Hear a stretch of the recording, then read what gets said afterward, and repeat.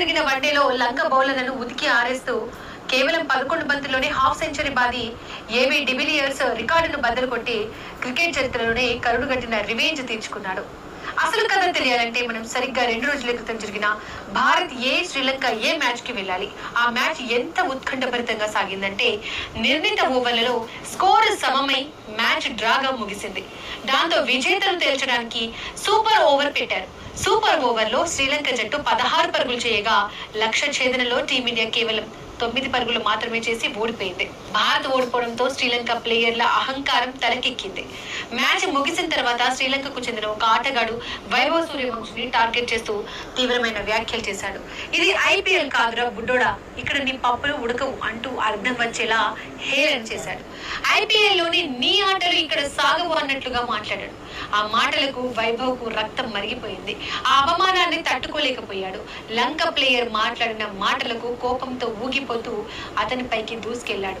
మైదానంలో ఆటగాళ్లు అడ్డుపడడంతో ఆ గొడవ సద్దుమణిగింది. కానీ ఆ వార్త క్రికెట్ ప్రపంచంలో సంచలనంగా మారింది. వైభవ్ మనసులో ఆ అవమానం ఒక అగ్నిపర్వతంలా రగులుతూనే ఉంది. దానికి రివెంజ్ తీర్చుకోవడానికి వైభవ్ కు ఎక్కువ సమయం కూడా పట్టలేదు. ఇవాళ జరిగిన మ్యాచ్ లోనే ఆ కసిని, ఆ కోపాన్ని పరుగుల రూపంలో చూపించాడు.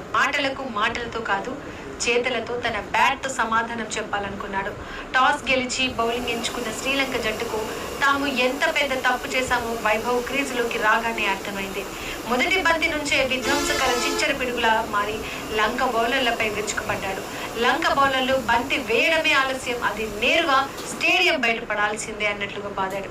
ముఖ్యంగా 3వ ఓవర్లో లంక బౌలర్ మహమ్మద్ సిరాజ్ వేసిన ఓవర్ను వైభవ్ పూర్తిగా నాశనం చేశాడు. ఆ ఓవర్లో 4-6-6-0-6-4 అంటూ ఏకంగా 26 పరుగులు పిండుకున్నాడు. బంతి ఎటు వెళ్తుందో శ్రీలంక ఫీల్డర్లకు కూడా అర్థమే కాలేదు.